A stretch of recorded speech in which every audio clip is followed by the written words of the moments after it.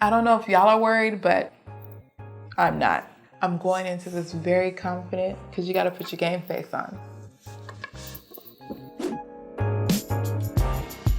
What's up, y'all? It's Wando. Even though Black History Month is coming to an end, that does not mean that we have to stop celebrating. So I'm gonna leave you all with a history lesson about some amazing fearless warriors from Benin. The Mino group of women who were an all-female army and inspired a lot of things in the Black culture. There was an all-female militia known as the Dora Milaje, who protected the king, the Black Panther. And these women were also inspired by these fearless Benin Dahomey warriors. Today we're gonna be talking about an amazing show called LoveCraft Country. This story is about my father and the secret birthright that's been kept from us. You going after it?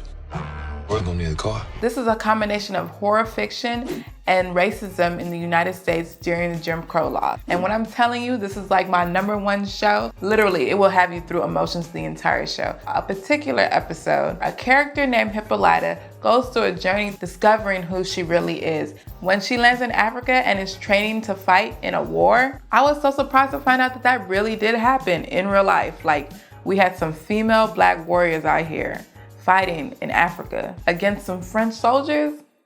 How inspiring is that? Hippolyta wore 2 extremely beautiful and detailed outfits. The one I'm gonna focus on is her second look. And I know some of y'all are wondering, is she really gonna make that crown from scratch? Yes, with actual metal. We're going to create something that looks authentic and real and rich for under $200. Yeah, I didn't believe it either at first. And then I was like, you can do this, Wando. You can do anything. I got goose feathers, seashell bead, faux leather, gloves, metal cutting scissors, solder tool, solder wire, metal sheets, hot glue gun, glue sticks, metallic gold spray paint, and acrylic gold paint. I thought I had to measure my head, but lo and behold, I was wrong. This is what not to do, y'all. I was getting so frustrated. And then I remember my girl Hippolyta's video. She wrapped herself in duct tape. So I said, let me get this old pattern piece that I used to cut out fabric and use it to sculpt my head. Make sure you mark where the center of your forehead is.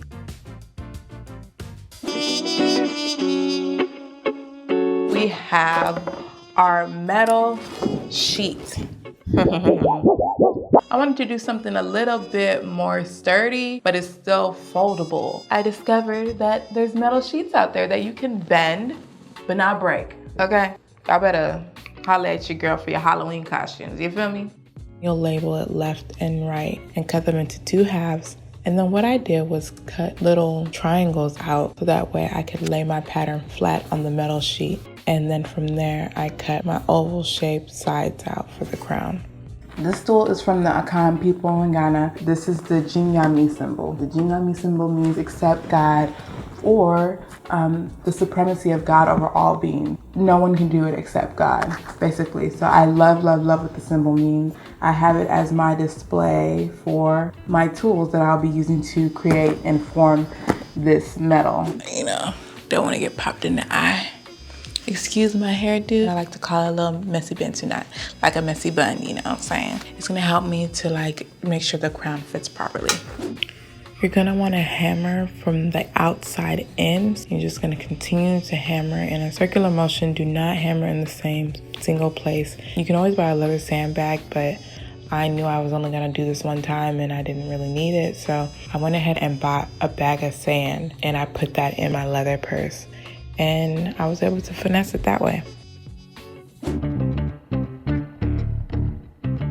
Now I am soldering the slits that are open with the metal. So I am melting metal wire in order to connect the 2 pieces of metal together.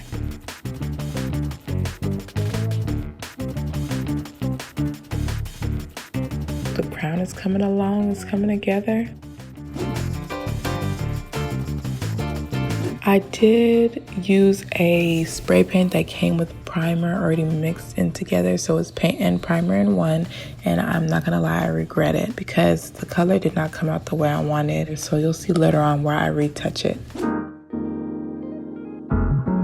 Okay Okay guys, now on to the easier stuff. It's not gonna be as difficult as that helmet was. I took the measurements from my neckline to the top of my bust. So now I am gluing the feathers on with super glue. And then we're gonna take the acrylic paint and paint the tips of the feathers. Now I'm using my sewing machine to sew the faux leather. With the seashell beads that I spray painted earlier, I am gonna glue them onto the belt. The hot glue gun is really coming in the clutch because I've been able to use it for pretty much everything that didn't require metal or super glue. Now I am trying on my crown and it looks like it's coming together well. I'm adding the details of the seashell to the edge of the crown. Hippolyta had these orange looking feathers just hanging down her crown. I used super glue to glue the sides of the helmet together. I'm loving the way this is coming together. Here's where I'm retouching everything with the gold spray paint that my sister and I used for our birthday party. It looks so much better. This is the final look, y'all. It was a struggle at first, but I'm a fearless warrior who conquered it.